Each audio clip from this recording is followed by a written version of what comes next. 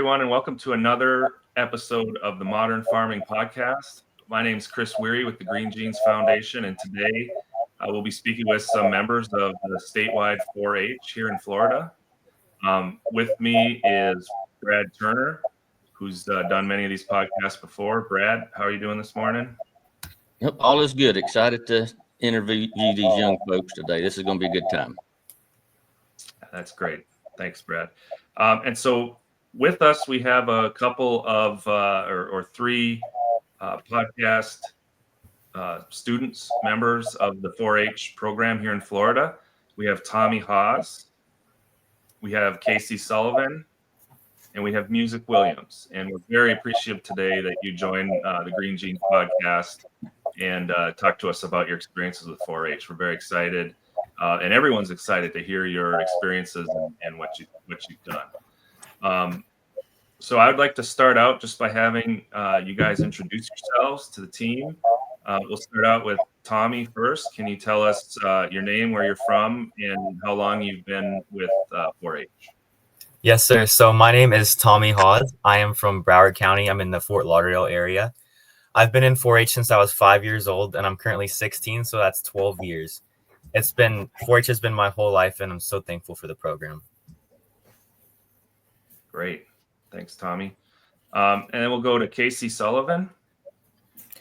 Hi, I'm Casey Sullivan. I'm from Gilchrist County, and I've been in 4-H for 11 years now. I joined when I was 6.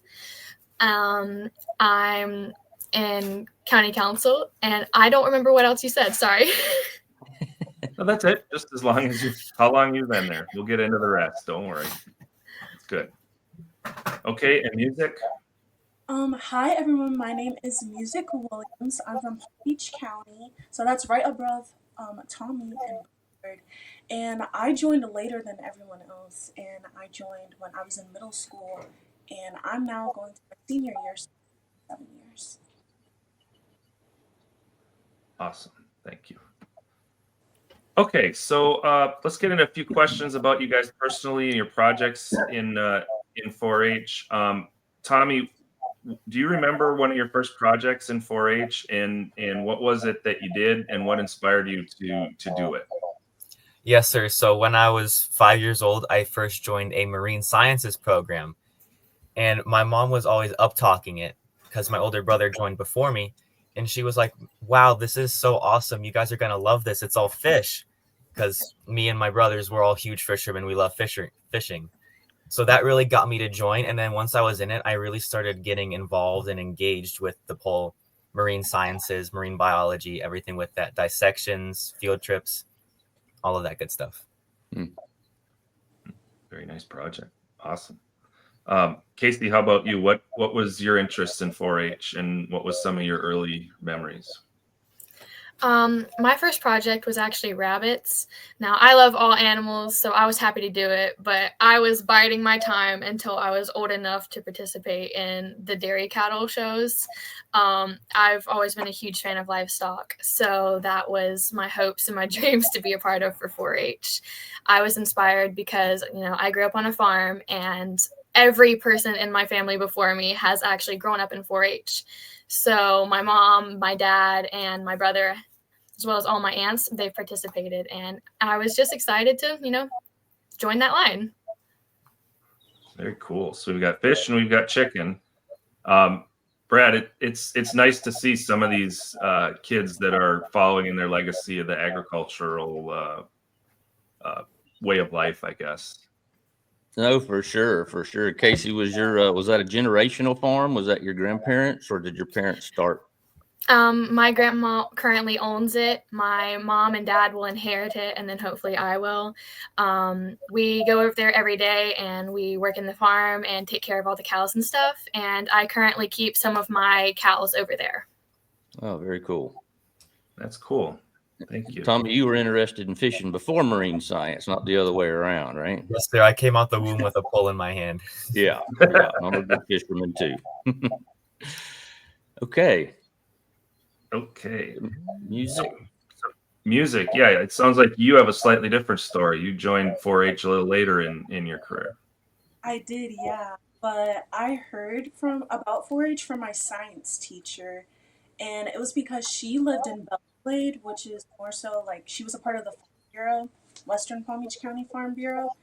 And so when I told her that I was interested in learning about animals, she got me in touch with my county agents, and I told them what animals I wanted to work with. They really helped me get more acclimated.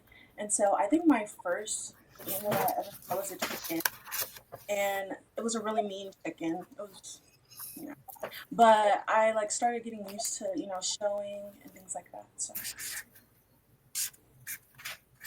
Okay, very good. So I'll come back the other way. So Musiq, what have you got going on now that you've been working on for 4-H, or that you're is there something you're especially proud of that you're doing with the group?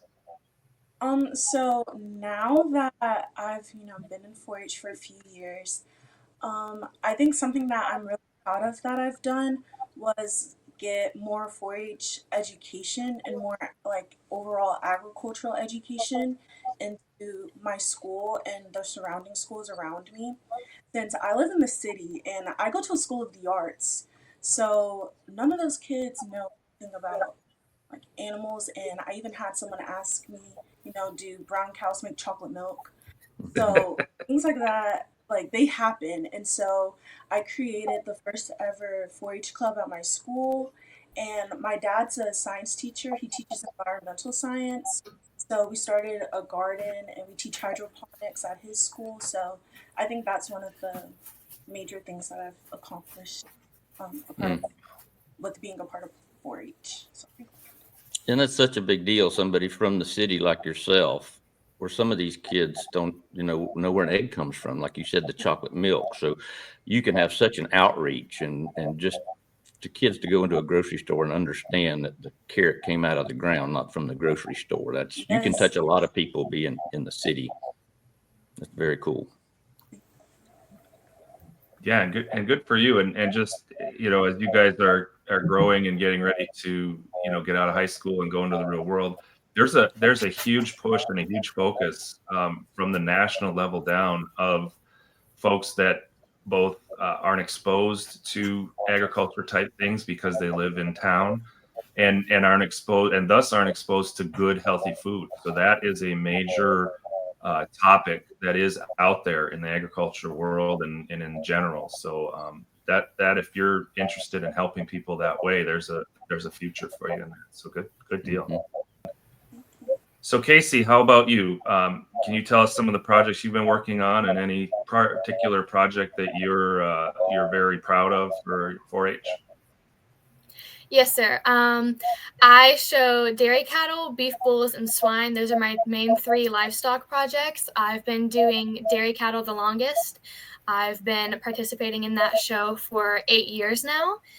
It's definitely one of my favorites, but my favorite achievement so far in my 4-H career has been I was the 22 recipient of the Florida 4-H Dairy Heifer Chain Heifer. Florida 4-H Dairy Heifer Chain is a program that is application-based, where you have to submit a cover letter, an essay, and a 4-H resume. Your essay has to include why you think you should get the heifer and what you plan to do with it should you receive it. And receiving my heifer, it was a huge opportunity for me, and it opened so many doors. Part of the requirements for the project is you show your heifer at 2 state or county level shows, and then you AI her when she comes of age with sexed semen so that you get a heifer that can go back into the chain. When that happens, it's called the next link, which is part of why the name is the Dairy Heifer Chain. They like to put a little play on it. My link of the chain is now 3 years old, and we're getting ready to put the next link back in. We're actually starting to organize advertising for her right now. My 3-year-old cow is a massive producer. She's a brown Swiss cow.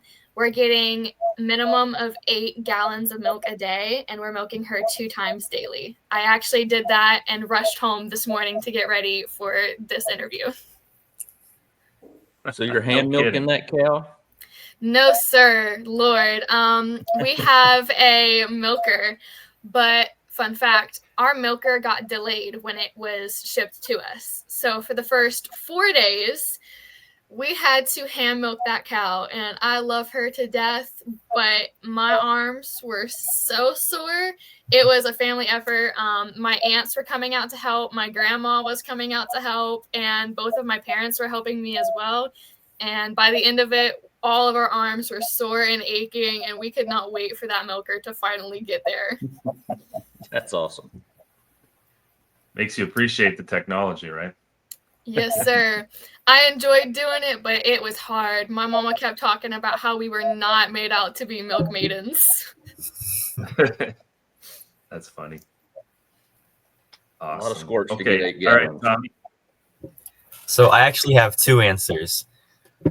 My Okay. first one, which is the big statewide one, my older brother Hayden. I grew up watching him be very involved with the Florida 4-H State Council. I would get to see him travel all across the state, go to these banquets and stakeholder events and out of state, across the nation, and just get to do all this advocacy for 4-H.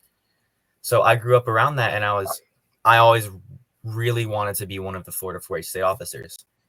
So last year, I was lucky enough to be elected as the Florida 4-H State Council Secretary, and now I've been going around the state advocating for Florida 4-H, going to all these banquets, donor events, building relations, and it's been such a great experience. And my second answer is I live in Broward County in Fort Lauderdale, so there is almost no agriculture going on. And me and my family, we got 12 acres donated to us in Davie, Florida, and we started the very first agriculture club in Broward County. And we have people lining up to join. We could have 200 members if we had the amount of volunteers. We've been so fortunate to have all these donations and have the whole thing essentially paid for by legislation, donors, different farmers.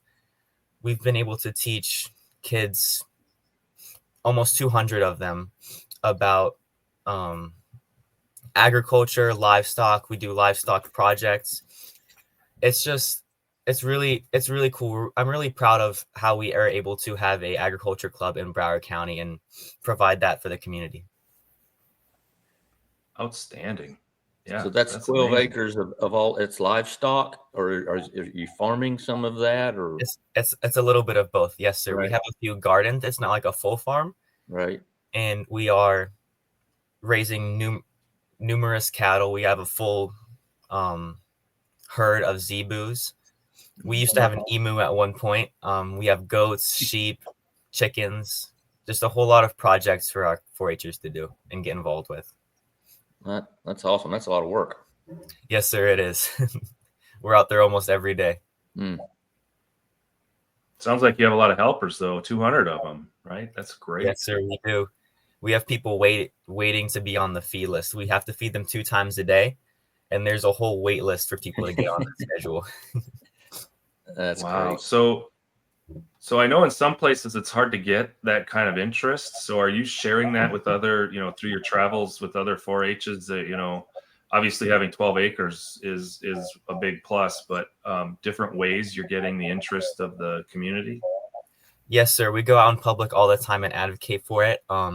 Recently, we went to the South Florida Fair and we shared our stories, and the Miami-Dade Fair as well, and about the club. And then we had a whole group of people interested in joining. We got them connected with our local extension agents, and we have a whole group of new members. Good deal. Now, is that part of this Work Ready Florida 4-H Club, or is that No, sir, something it is not. completely different? However, the Work Ready Florida 4-H Club inspired us to create our Project Stable 4-H Club. That's the name of it.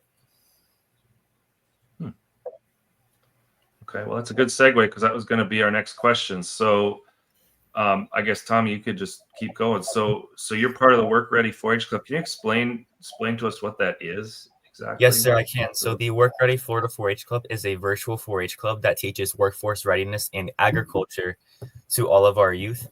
We provide education to get your AESTs, which are your agricultural system degrees. I am currently pursuing my agricultural mechanics AEST. I have mine in systems. We bring on a lot of different guest speakers to teach us about all different fields of agriculture, aquaculture, you name it. It's a really cool experience, especially being able to reach so many people through a virtual 4-H club who may not have in-person agriculture clubs in their area. That's great. And that sounds Musiq like something you might have been able to utilize being in a urban setting.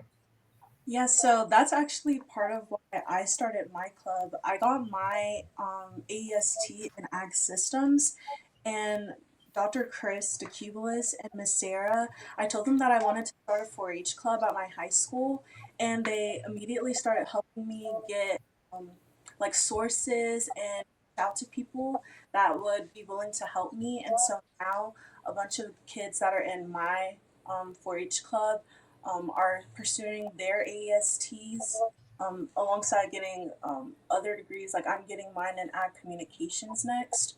And so I think this club has been really helpful in also helping me understand what I want to do in the future. So yeah. Excellent. So it almost sounds like, and this is odd because typically in the world we see, it's people are doing this kind of virtual stuff, and then they go out looking for hands-on type experiences, and it's almost like 4-H is kind of doing it almost in reverse. People know that 4-H is hands-on gardening and animals and all that stuff, and they've come around with this work ready and implemented a technical or an accredited kind of system for folks to do kind of less hands-on and more accreditation. Is that how you guys see it? Well, I think that that's where I see it too. And I also think that where we are now, like you have to reach a lot of teenagers where we're at.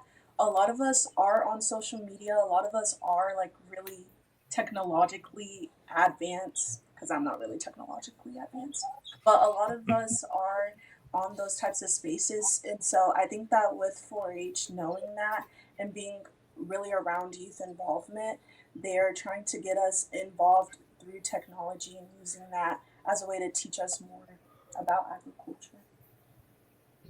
Right. No, that's cool, and I think that's the way it's how you reach more people, because once you really, even if it's online and you really get into it, you can find it. You may have to travel a little bit, but there's some ag out there, so that's a big deal. Yeah, that's excellent to see. And that's the way the world is, right?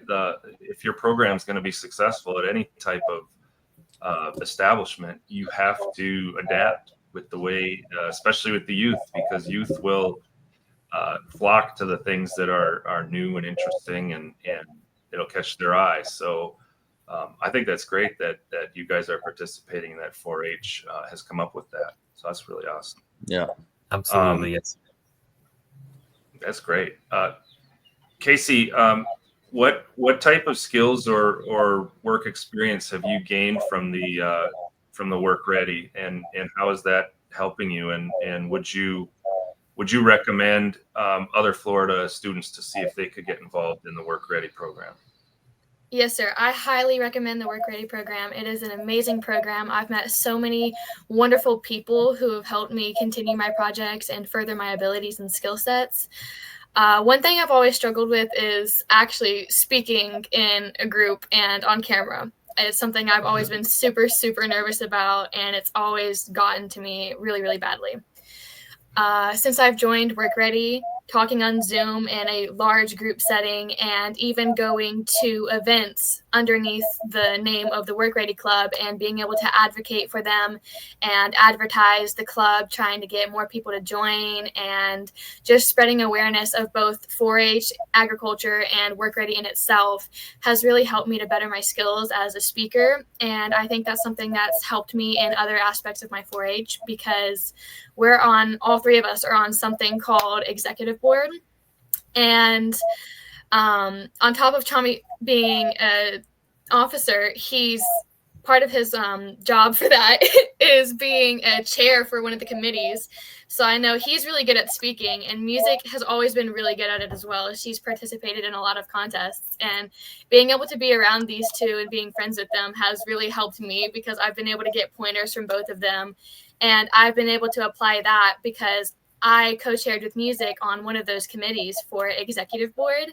And being alongside her, we had a lot of fun, but she helped me increase my ability to speak to others tenfold what it used to be. And I'm a lot more confident in the things I say and the way that I hold myself when I speak to others now.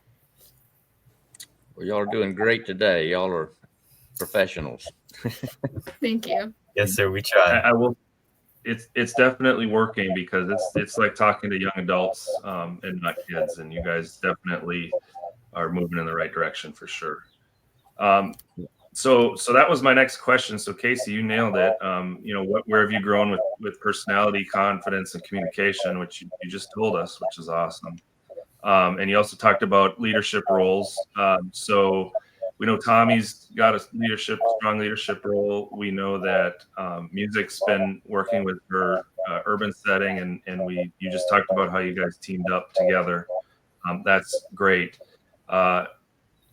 Casey, let's move on to what is something that 4-H has helped you with a goal to shape your goals beyond high school going forward in your adult life. What has 4-H helped you for figuring some of that out? Well, ever since I've been involved in 4-H and agriculture, I've always wanted to be a large animal veterinarian. I don't have many of those in my area. It's very hard to get on someone's schedule, and you have to be lucky if you have an emergency and have to hope someone's free.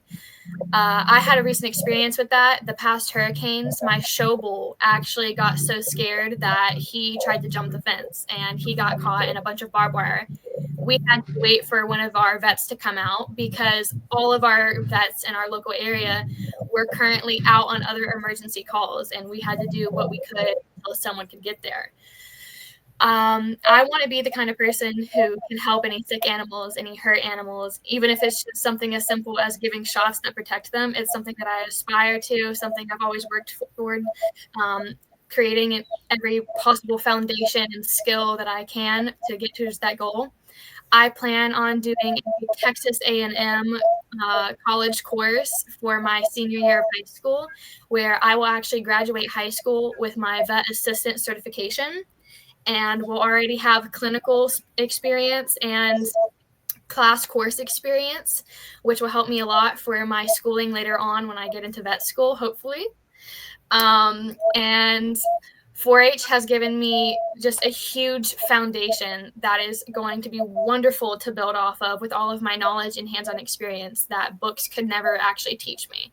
I've learned so many things that can't always be done by the book or by what everyone else has learned. You sometimes have to figure things out your own way, even if it's hard and it's a little difficult. So this has given me just so much knowledge and the ability to think outside the box to come up with something to solve a problem. And I think that'll greatly help me later on when I am trying to be a vet. That's awesome, and we need more large animal vets. And you know what you're getting into. I mean, you've probably pulled calves. I mean, you've done all this, so Yes, sir. We need more large animal vets. There's a shortage. We Yes, absolutely sir, there do. is. Absolutely do. Everybody tends to like to gravitate towards dogs and cats and puppies, and there's much less out there for horses and cattle and stuff. So that's good. Good for you. How about you, Tommy? Have you thought about what you're doing going forward, and has 4-H influenced you in that? Yes, sir. I've put a lot of thought into that. Before 4-H, I was probably the most shy human on planet Earth. I could not speak to another person. I couldn't look any of my friends in the eyes. I would hide behind my mom in public settings. It was bad. In 4-H, it forced me out of my shell. With 4-H, I've developed my public speaking, leadership, organization, critical thinking, all of those essential life skills I need for the future. And before 4-H, my career goals, they would change almost weekly. And with my involvement in the state council, especially this year, I think my career goals have more so changed to either agricultural policy or agriculture politics. I really want to protect farmers and empower their voices. Hmm. Good for you. I thought you were going to tell me a fishing guide, but it's hard to make a living fishing. That's a good backup. Okay. Everyone needs a side hustle. Yeah. Yes, sir. So Brad, does that encourage you to hear a young person like Tommy talking about being an advocate for ag and farmers? We need more of that, right? Oh yeah. I mean, these three. This is a good bunch of kids, and don't get offended when I say kids. I call 30-year-old kids, so I'll try to say young adults. But no, that's just awesome. There's just so very few young people that are interested in ag, and 4-H is just leaps and bounds above everything as far as every aspect of it. That's awesome. Yes, sir. Thank you. Musiq, what is your intent after high school? So I'm actually starting to I'm starting to apply for colleges right now. And before I got into 4-H, my whole life has been focused around music. My mom is a musician, and my pops were musicians. Her sister is a professional violist, and it's just something that we all do in my household. And when I joined 4-H, and I really told my mom, girl, I love you, but I want to do something else. She really encouraged me to find my own path, and I really got interested in doing ag law. I met not my first farmer, but I met my first farmer who had lost their farm at a Florida Farm Bureau meeting, and hearing his story really encouraged me to want to do something to help him. Wow, that's amazing. Yeah, and I started learning about politics.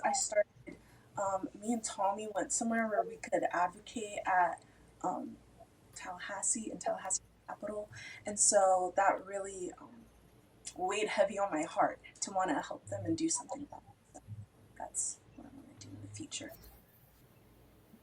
No, that's great. I hear a lot of young people say, well, there's nothing for me to do in ag, but right there, that can do so much to help farmers. That's great. Okay, so we've hit a lot of these questions about inspiration. You guys have given us some really good inspirational stories. So I don't know that I have to ask that many, but I guess one of the questions that I'd be interested in hearing from you, and we'll start with Tommy. What is something about 4-H that maybe most people or most even kids your age don't realize? Is there anything that you'd like to tell them that most people don't know? Yes, sir. So although agriculture is a huge part of 4-H and it's incredibly necessary, most people think that it is only agriculture. But 4-H is so much more than just agriculture. We have shooting sports. I personally participate in archery. I'm currently ranked number 39 in the nation. We have sewing projects. We have marine biology. We have citizenship, home economics. There's endless things you can do in 4-H, and 4-H has a place for everybody. And it's lately been my goal just to kind of empower that and preach that to the choir, if you will. Okay. Yeah, I was at an event. I think Brad, you were there too, where some 4-H students were doing robotic programming at the University of Florida. So that's pretty. Yes, sir. We do offer robotics too. So do the young people typically pick one thing and then they roll with that, or they're just doing a whole bunch of things at one time, or does it matter? You can be involved as many projects as you would like. I think I am currently involved in over 5: citizenship, public speaking, leadership, agriculture, and shooting sports. Wow. That's great. And the interesting thing is you can do as much or as little as your time permits or you want. Is that correct? Yes, sir. It's challenge by choice. How about you, Casey? What's something that people don't know about 4-H that you'd like to tell them? I was actually going to do something very similar to Tommy, just pointing out how there's so many different aspects of it. There are so many things that people don't see. The things that Tommy was listing that he's a part of that aren't specifically agricultural related, I'm in some of those. I do public speaking as well now that I've been introduced to some people who help me. I'm a part of photography. I do a little bit of baking and contests. And there's just so many different aspects that can interest someone who has no idea of anything agricultural or who has no interest in anything agricultural, which is perfectly fine. It helps you build your skill sets no matter what you're interested in. And I've found that anyone who's tried to join and was scared that they weren't going to find something that they liked, were always able to find something that interests them, because it has so many different varieties of things that are covered, from agricultural to sewing. Like Tommy said, there's just so many different things, and everyone has something that they can do and something that will help build their talents and help them shine. Yeah, and music for you, I mean, being in the city, you know, most everything you're talking about, a lot of it is hands-on, and that's, you know, when you're from the city, there's not a lot of hands-on things to do. So what's your thoughts on that? So being from the city and not having a lot of hands-on things, it's definitely a struggle, but it's not something that can't happen, because having people like, Dr. Chris and Miss Sarah from Work Ready, and then also I have a really strong connection with my farm bureau, and so getting their help is really has been really helpful, because they send out people and representatives to come speak to our club, and like they have us do like field trips at different farms, and so I think having that opportunity, and while it may be hard, there's still ways to learn. And like now, I even do little projects with younger kids. It's easier for younger kids than people that are, my age. But we do like dirt in a cup. So, like simple things like that that'll get kids interested, but that are smaller, on a smaller scale, has been really helpful in teaching more about ag in the classroom. That's a good advice for youngsters.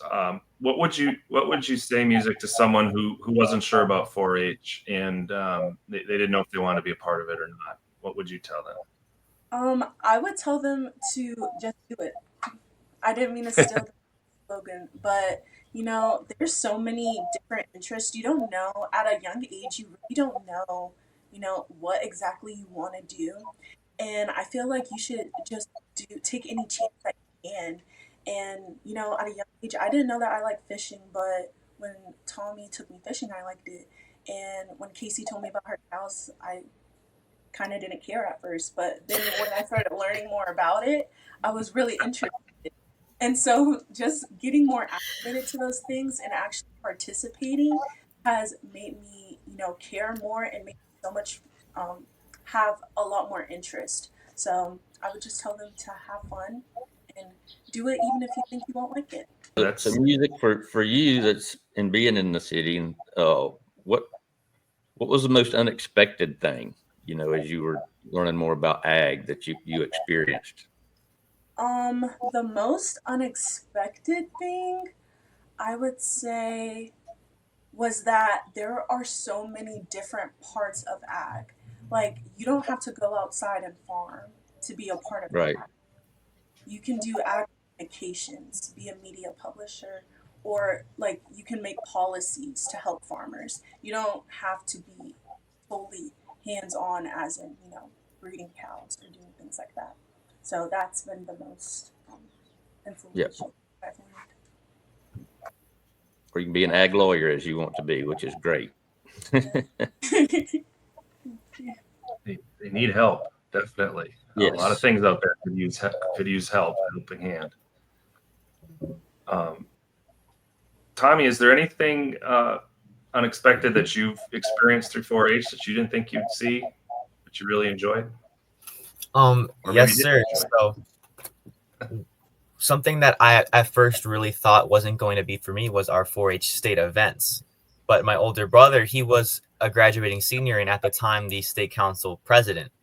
And he convinced me to attend this thing called iLead, which is our intermediate leadership conference that's supposed to introduce intermediates who are going to be seniors soon which are also high school students, seniors, into state events and kind of show them how it works. So at first I was terrified. I was like, I don't want to do this. This isn't for me. I just want to go home and fish. But when I got there, everyone, and I mean everybody, had a smile on their face, and they all came up and talked to me, and they all wanted to be my friend, and they would all share their stories about state events and how it's helped them get out of their shell and know what they want to do with their future and build their life skills. And ever since I lead, I've been heavily involved in state events. I've been attending every single one I can. I've been on our executive boards. Our executive board is our statewide planning body for our other state events. We do mock legislative sessions. We have this big event called 4-H University held at the University of Florida.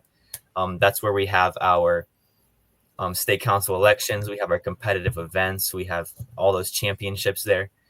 And I think just taking that first baby step led me into such a big world.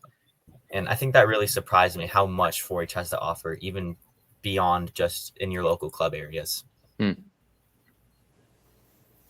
having people with the same interests and having a lot in common, and just the conversation can just roll and roll. But you're definitely not in a shell now, that's for sure. Yes, sir. I think I've broken out of that one. It sure sounds like, at whatever events you three go to, you have a lot of fun. I see a lot of smiles, and you've been sharing stories about each other and the things that you've done. And two of you live kind of close, but Casey lives kind of far away. So it's amazing that you make those connections. And I'm sure you made a lot more connections statewide or even nationwide. That's pretty cool. Yes, sir. Absolutely. We offer national events too. And getting to see even see how 4-H works in other states is just really eye-opening how big our program is. Florida alone has over 200,000 members. Wow. That's very good. I had no idea. This is kind of the wrap-up question that I want to pose to all three of you. So Casey, I'll go with you first, but take your time. This is kind of the big closer. Where do you see yourself in the next 5 years or so? And how do you think 4-H has played into that prediction of where you're going to be? I see myself working through vet school, honestly. I have a long road ahead of me of schooling, but I see myself working in clinics and with other vets and alongside farmers and learning everything that I can that I haven't learned yet. I've made so many connections with Farm Bureau people, other agents, farmers and ranchers, and I've met many vets in person that I've had wonderful conversations with and that I'm still in touch with and get to talk to and ask questions if I find something that, hey, I would like to know more about this subject. And I think 4-H is a huge part of that. I wouldn't have met any of these people who have helped get me to where I currently am and who I know are going to help me further my goal and my career later on in life. And 4-H is the reason that I've been able to meet these people. I've had a lot of new friendships that I've made, and I've met just so many people who have impacted me greatly. And it's all due to 4-H. I wouldn't have this if I didn't have 4-H. What about you? Where do you see yourself 5 years from now? Likewise to Casey, I'm definitely gonna be schooling, not vet school, but probably I'll be entering law school hopefully, and I think that has definitely impacted me tremendously. Wow, sorry, that's kind of a long time, but I think 4-H has helped me just build my character with a lot of integrity. And I've for sure made a lot of friendships with people across the state. I've had great relationships, and 4-H has definitely impacted relationships with stakeholders too. And so I'm excited to see how my future will plan out with everything that 4-H has taught me life-wise, with leadership, public speaking, things like that. You're going to do great. I think you're going to do fine. Yeah. All right, Tommy. where do you see yourself in 5 years? Bring us home. Yes, sir. So over the next 5 years, I would really like to be attending the University of Florida and schooling there. I would like to pursue a degree in agricultural education and communication and to use that degree to enter agriculture policy and politics. I would really like to build off that platform and give back to the program that made me who I am today. I would like to advocate for it, make it public. I think every kid should at least know about it or have the option to join 4-H. You'd be surprised how many people, even though we have 200,000 members in Florida, how many people don't know what 4-H is, or even FFA for that matter. I would really like to make these youth development programs known and highlight the impact that it can make on youth. Well, I know the three of y'all are going to do great things. If all of our youth was just like you, the world would be a perfect place right now. We wouldn't have any problems. That's right. So I'm pulling for you. Yes, sir. Thank you so much. All you guys can do is continue to lead and continue your journey and bring as many people along with you as you can. Keep doing things like you have been. Keep doing things like this podcast to get the word out. We want to get it out as much as we possibly can. Brad, any other closing thoughts for these guys? I'm all out of questions. No, y'all are just great inspirations, and I'll be smiling for the rest of the day. Y'all just made my weekend. Thank you so much. Yes, sir. Yes, this has been absolutely incredible. And I hope you guys all the best. I know you're all going to be successful. I could just tell by talking to you guys. You've made our day. You've made a great podcast for Green Jeans. So we thank you from Brad and myself and from Green Jeans for joining us today. And this has been an excellent experience. I hope it has been for you guys too. Yes, sir, it has. Thank you so much for having us. We sincerely appreciate the opportunity. It's been wonderful. Thank you so You're much. welcome. Thank you. It's been a pleasure. Great to meet you. All right. I think we're done. Brad, do we need to stick around or anything? Let these guys go? I've never closed one of these out. So No, I think we're good. We appreciate y'all coming. That was awesome. Thank you guys for having us. This was really fun. We'll have you It back. means a lot to be invited. Thank you. you're welcome. And best of It luck. was very to you nice guys. to meet you too. It's nice to meet you. Yep. It was nice. Y'all take care. Thank you.